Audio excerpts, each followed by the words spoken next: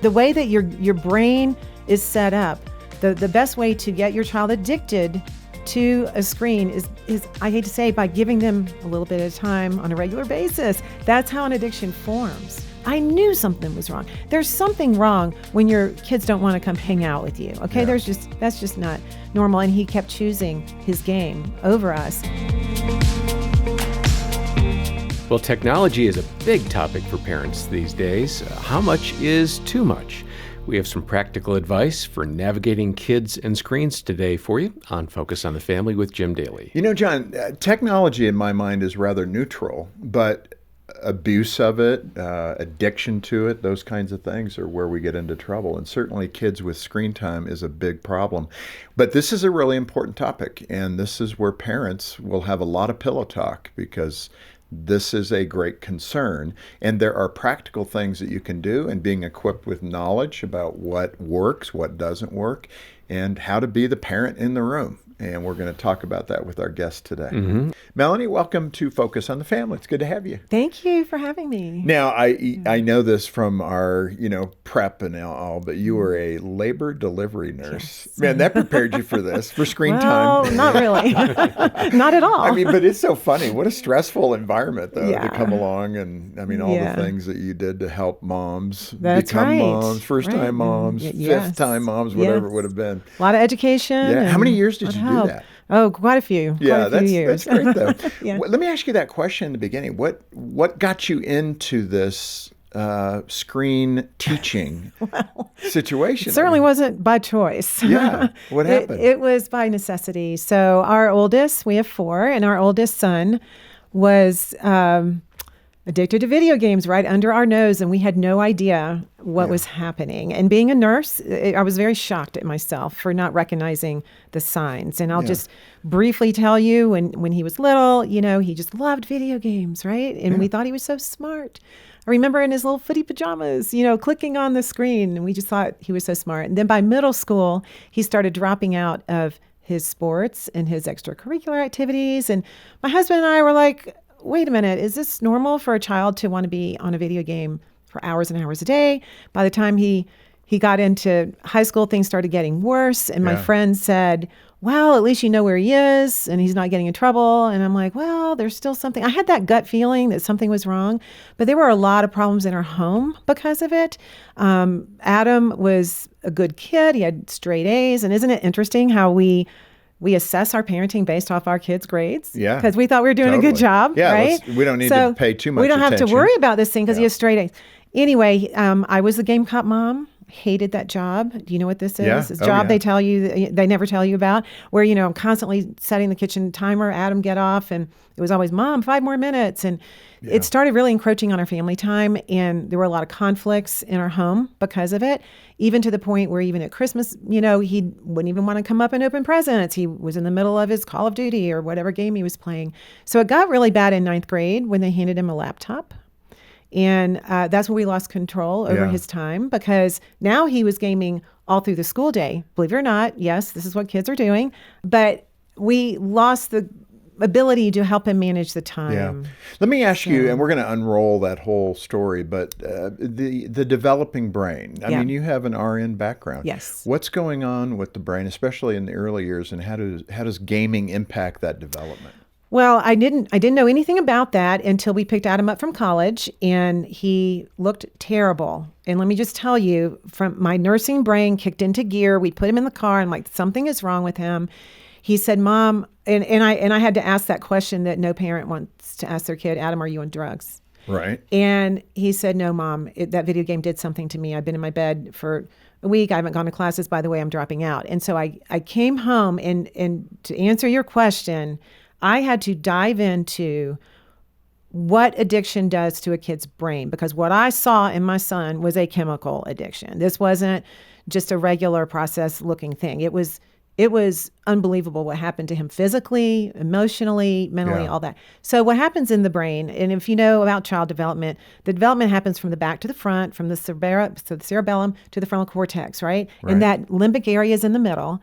it's very active during especially childhood.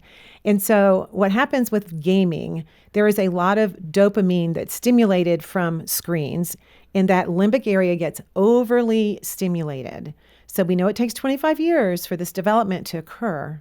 All the way to the frontal cortex is kind of developed, and that myelin is there. You're familiar with what that is, to get everything all mature. But what happens with addiction and what happens with dopamine, whether it's dopamine from cocaine, whether it's dopamine from a video game, from watching porn, from gambling, it's still the same effect. Dopamine. Yep. It's the same dopamine. Cocaine just blocks the dopamine receptors. So now your brain thinks you got to make more dopamine. You're still getting high on your own supply. So when your child is playing a video game, that dopamine is being triggered. It's the same dopamine as any drug. And this is why they get addicted. It is a reward pathway dysfunction, if you will. So as a parent, we're out there thinking, well, surely they would never make something that would hurt my kid. And as you're parenting Adam, and again, he's a metaphor for everybody's situation, whether it's an Adam or a Trent or a Troy. Right. With our boys too, and girls too have girls these and social media is the same addictions as well. thing. Yeah. But in that context, what are the things that a parent should be looking for early on? And we're going to talk about timing, and Sure. some gaming is probably okay, but it can't become the thing. Well, it depends on what they're playing. And so when you're talking about what to look for, what we have discovered through the science, and when I'm talking about the medical science around all this, there are certain screen applications that are very different from others. So, for example, if your child is on an Excel spreadsheet and writing essays for school, they're probably not going to get addicted to that, right? I've never had a parent come in and say, my kid's addicted to typing essays. That's never happened. What happens on a video game is, though, that's very, very different. It's a completely different thing. We call that a toxic screen. And toxic screens are video games, social media, and pornography. Those are the toxic screens that we refer to. Yeah. And parents have to understand that difference. They have to understand this is not Pac-Man. The screens today are very different.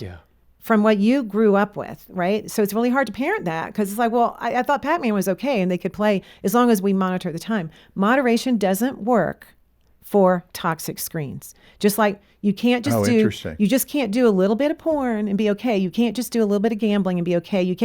The way that your brain is set up, the best way to get your child addicted to a screen is I hate to say, by giving them a little bit of time on a regular basis. That's how an addiction forms. Does that make sense? Yeah. And this is all medical. This is medical information. And this is my passion, is to get parents this information so they can understand, and then they can make their decisions based off of some science instead of off of some cultural opinion that changes, right? Or just every few parenting years. laziness, because we're all busy. Right. And but, you just don't pay attention. Junior's making good grades. I think right. he's okay. To your point, you have 3 other children. Yeah. Adam, I think, is your oldest, correct?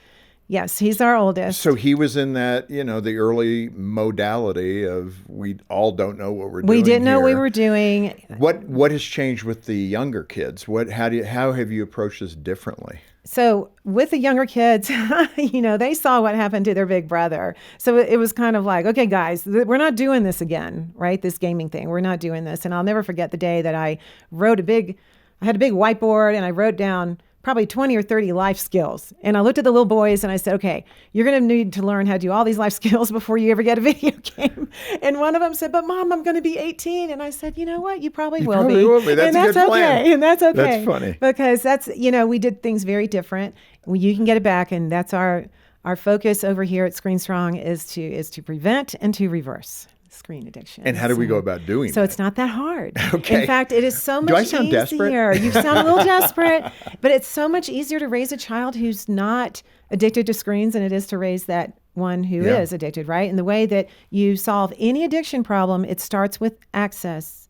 You can try all the other things. You can do all the fancy diets around your food problems, and you can do whatever. But from a medical viewpoint, you start with access. And that means that you have to remove the access of the thing that's causing the addiction. This is why, again, moderation doesn't work for some things. For highly addictive things, moderation doesn't work. So you take it away. And believe it or not, there's a little pushback in the beginning. But this is what I get so excited about. the life that you live once you do that is so much easier. You have all these myths in your head and you think my kids are going to hate me and they're going to be left out and all these things are going to happen. None of that stuff is true. Yeah. It's not true. You chose a different path because there's two paths. You get to do the cultural or the countercultural. You choose the countercultural path. It is so much easier. We never argue with that. I mean, with the younger boys about screen time. We never had fights. I feel so bad for Adam because he remembers his childhood full of conflict and arguments. And the little boys and my daughter, that's not what they remember. It's very different. It's very, very easy. And, we have a whole 30-day reset that we do. And again, it's not having access. You have to do that. You have to start with access. And so, yes, you can't I've got the best parental control that's going to help me. I'm sorry. I hate to tell you that is not going to work. Yeah. And I think that most parents figure that out, right? They figure it out. They're like, dang, we tried this. And now we're back to, and it's worse than it was before. Because the way the cycle is, it's access, and then it's the dopamine kicks in, and then the attachment issue starts, you're detached. And then what happens after that is they get anxiety, and the anxiety causes a craving, and they're back to their access. And so you have to stop the cycle at the access. Yeah. Well, that's Melanie Hempe, and she's our guest today on Focus on the Family with Jim Daly. And we're talking about a tender subject for a lot of families, but she's offering a pathway for hope. And we're going to encourage you to get a copy of her book called Kids, Brains, and Screens. Just click the links in the description below. Thank you for joining us for this great content. And if it's resonating with you, please subscribe so you can keep watching further editions in the future. I want to ask you, I mean, again, I'm hearing the no access. Yeah. And for the parents that have already, they're in it. Yeah. Their kids, let's say they're 12, 13, they've been gaming since they were 8 or 9. Describe that battle and what that looks like and how you unwind that as the parent calmly. Yeah. And I mean, just really practical stuff here. Okay. Versus the never get on the bus strategy for your 6-year-old. Yeah. We're not going to get there, and that's not going to be part of what we do. So speak to those two environments again. I know we've touched on it, but for the parent that's going, I don't know that the battle would be worth the result. Well, it's a trade. All right. So you got to know that you're trading, and it's all about time and how your kids are going to spend their time. And if you understand about the brain development, you understand all these things that have to happen while they're little, because you can't go do your childhood when you're 30. Okay. Right. You have to do these things when you're little. And I think that's a big mismatch. And that's what we do in our material. We really explain that to kids and to parents about what has to happen. So that's the first thing. So you have to weigh that. Now, we're not saying that, all screens are bad forever and ever, but the addictive screens are the toxic screens. Yeah. So that's the video games, the social media, the pornography. Those are the things you want to pull away. If you want to go watch a baseball game or football game with your family and a family movie night or anything like that, that's not the same thing. But when you take it away, first of all, no is like the best word in the human language here. Yeah. You have to use a coach's mentality. And this is how we coach parents, and this works really well. You have to take off this parenting hat. And for a mom, it's going to be that emotional, I don't want my kids to hate me, and they're going to hate me, and I'm not going to be the whatever. You have to take that off, and you have to put your coach's hat on. Your team is losing. What does a coach do? You're in the middle of a losing season. What do? They have to redo their game plan, and they have to go back to the basics. And your team will follow you. Your kids will, and they will be actually very happy and amazed that mom and dad care enough about me to do this. Wow. Because you're going to have to spend more time with your kids initially. That's just initially. Because then you're training them to do all that downtime activity without a screen, and they get brilliant. You mentioned Adam and the Christmas story. I want to come back to that because you said it quickly. Yeah. And I just want to unpack it a little bit. Okay. What was going on, and looking back, what were some of the warning signs? I mean, that you saw. That was a warning sign. Yeah. And describe it again, but let's just go slower so people can catch it. Sure. So one of the warning signs that I missed is that your children start to pull away from your family, and that means from family traditions and activities. And they would rather choose to be on their screen with their screen family, right, with all those players, than with you. And so at Christmas, more than once, we would be upstairs, we would have all of our traditions, and Adam would be gone. And he was in the basement playing video games. And one year I had to go down there, and I literally put Christmas lights on his computer. Like, what was I thinking? Right. Like I look back, and I feel like I really missed it. And this is why I want so badly for parents to hear this message. I knew something was wrong. There's something wrong when your kids don't want to come hang out with you. Okay. Yeah. That's just not normal. And he kept choosing his game over us. And at that point in his life, he would have said that his game was way more important than his family. Yeah. And that's a huge warning sign. But there were a lot of little ones that led up to that. Kids start playing more over time. They start dropping out of other activities. And a lot of times parents think, oh, well, they're just going to be a streamer one day, or they're going to make money doing this one day. No. That's not going to happen. It's, I'm going to make money with my addiction one day. That's not really. Yeah, it's called a drug dealer. Yes. And I felt like a drug dealer. Yeah. I mean, that connection is so powerful, and it has a similar effect. Yeah. I mean, it may not be illegal. Right. It's dopamine. But it's dopamine on the brain. It impacts the brain. Yeah. Melanie, I want to walk through age and stage a little bit. Okay. So if your children, let's say they're single digits, they've got their tablets, how many kids do we see on airplanes? Bad idea. But you're in the, let's say, 8, 9 range, 7, 8, 9-year-old range. I mean, again, though, some screen, you said the non-toxic screen time on an airplane. There's a great example. You want to show them Adventures in Odyssey, right? Or something that's right. wholesome, perhaps. Right. You're saying generally that's okay. Is that a place where you still time out, like yes. after you do an hour or two? No, it's not even an hour. Done. It's not even an hour. And the best practice is for it to be co-viewed with you. Yeah. Co-viewed with mom, sitting down, watching something. Probably about 20 minutes is the better limit for your child's brain. Yeah. And then move that up then if you're at the 10, 11, 12 age group. They probably have homework assignments now that they got to go online on the computer. They got to look up Aztec history or something like that. And you have to have that in a co-view situation as well, because we know what happens when kids are left to do their homework alone. They do about 15 minutes of homework, and then they're off playing their video game and checking their social media. It's very, very distracting. So what we recommend in the kitchen, have a place set up in your home where you can maybe be working on dinner, but you can see the back of their head and the front of their screen. You just have to coach them. Yeah. And we're not coaching them. We are throwing this stuff out to our kids, and then we're saying, well, why are they getting addicted? And why are they not getting their homework done? By the way, they'll get their homework done so fast if mom is sitting there watching them do it. So it's TIME. You got to spend time with them. Yeah. And they love it. Well, you know what? The thing about it is, it's not that you spend all of your time. You spend time initially setting them up to getting them used to doing things without a screen. And then you're home free, right? Because now it's the gift that keeps giving. Now you don't have to keep monitoring that screen. Your goal is to be able to get your kids to fall in love with real life. The screens are going to be there forever. I want to go back to the age thing again, because I think the average age now of a child getting a smartphone is about 8.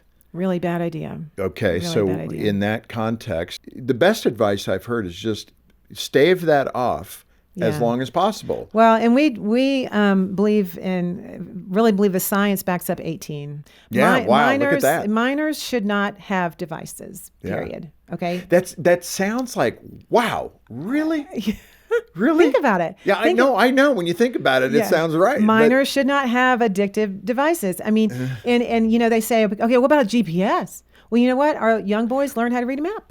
And they got that part of their brain working. They'll have the rest of their life to have GPS. That's fine. So we're talking about this window of opportunity. And when you're looking at high school, you're talking about 48 months. Right. Can you not do this for 48 months? Yes, you can. Yeah. And we told them early, guys, no smartphones till you're 18. So while they still... You started early. We told them, no smartphones till you're 18. They got a flip phone. They got a few things. So, emergency phone. Emergency. Yeah, and that's all they needed. And so what ended up happening is they ended up developing all their social skills very differently than kids who depend on social media and gaming. Wow. They're like the leaders of the social thing in our area. They have stuff all the time. Let's just move a little further down the road now. This is just practical for the parents. So now you're into the 13, 14, 15-year-old category. Yeah. This becomes a little more difficult, I think. But you're the parent. I get it. Yeah. But it is difficult. Yeah, it is. But when your kids understand this, when they understand the brain science, then you're on the same wavelength and they're understanding. That 15 and 16 and even 17-year-old brain is worse, okay, to have, and you know what I'm talking about with the risk taking goes up, all these things, like the things that they're looking up when they're 10 years old are very different from the things they're looking up when they're 15. I believe 16 is probably the peak of the worst time for a child to have a phone. And from that perspective, the parent, that's where you need to tip in more. Yeah. Because of that. Yeah. But and the key there is developing the relationship with that later teen so that you can have those good, stay in that healthy discussions, relationship, right? Yeah. And that's where the attachment comes in, because so often we allow our teenagers to become detached from us prematurely. Right. And so you think about it as a coaching relationship. We're not overprotecting our kids at all. In fact, by not giving them a phone, you are not overprotecting them. They're having to get in the real world and figure things out, right? Yeah. So you're thinking about this as a coach. And I think this helps a lot of parents, because they're like, oh, I can do that. I can be a coach. I'm not being a mean parent. I'm just being a coach. And your team desperately needs you. And you have to set the parameters. But a good coach is warm and caring, but they're also strict. You also opened your home for in-person events. I think this is really good. Yeah. You know, make sure your children's friends are coming to your house. Yes, so and the way you do keep that, an eye on things. The way you do that is food. Yeah. Okay, so food, a pool table, table tennis. Yeah, and foosball, we joke pinball. We did trampoline in the backyard. We joked around that, you know, with Adam, we spent money on therapy. With the boys, we spent money at the grocery store, right? And so would you rather spend money at the grocery store? So I told them at any time, for any reason, if they ever wanted kids to come over, I would buy the pizza, I would make the food, I would do the brownies. And, you know, I mean, that's where they come, right? Yeah. And even to this day, their friends all come over. Miss Hempe, can I come over for dinner? You know, that's good. Yeah, that's so it's great. It's great. What would be your final word for the parent? And let's keep it in the encouragement area. I mean, I hear what you're saying, but it can all be better. Yes, and it's not as hard as you think. I think that we think it's going to be so hard to delay this. It is so much easier. Trust me, I've done it both ways. I've raised an addict, you know, a screen addict, and I've raised 3 kids that aren't. And I'm telling you, the pathway, you've got 2 pathways. You've got 2 choices. You either go with the culture on this issue, or you take a different path. And the different path is so much easier. It does help. I would encourage you to get some education around this, which is why I've taken all this brain science and I've put it in real simple terms so you can understand it. You can explain it to your wife, you can explain it to your husband, to your grandparents, right? To the grandparents, stop buying phones for my kids, right? And then you can explain it to your kids. Yeah. And, you know, you're a coach. So you're at a team meeting and you're just telling your team, guys, look, this is the diagram of what we just learned. And in order to hit the home run, we're going to do this instead. You don't want to coach for strikeouts. Right. Wow. This is going to be so fun. And we're going to be camping in the backyard. And we're going to be doing all these fun things together. That's what they want. Even your teenagers. Your teenagers want you to spend time with them. Yeah. This is so good. And I'm telling you, this is one of the biggest needs parents are expressing to us. Biggest pain. Is the screen issue. Yeah. And we got the answers. I figured it out. This is so good. And thanks for being with us. Thank you so much for having me. All excitement. Yeah, it's so much fun. And let me turn to the viewer. Focus on the family is here for you. We want to be a partner in your parenting journey. We have a couple of great things. One is Melanie's book, Kids, Brains, and Screens, Empowering Kids to Overcome Screen Addiction. And if I asked you to put your hand up, is that you as a parent? You need to get a hold of us because, man, we'll make this easy. Just make a gift of any amount and we'll send you the book as our way of saying thank you. $5 or $10. You won't beat that deal. And you get a great resource and you help other families through Focus on the Family. So if you're in this spot, do it now. Yeah, contact us today. Our number is 800, the letter A in the word family. And of course, the program description has the link for this book, this tremendous book by Melanie, and your opportunity to donate. And we're going to link over to our Age and Stage e-newsletter so you can sign up and get weekly emails to help you with your parenting challenges, including screen time. Also, I'll make mention of a free tech guide we have. We're going to link over to that as well. As Jim said, we're here to help your family, and we're a phone call away or just a click away in the description below. And thanks for watching Focus on the Family with Jim Daly. I'm John Fuller, inviting you back next time as we once again help you and your family thrive in Christ.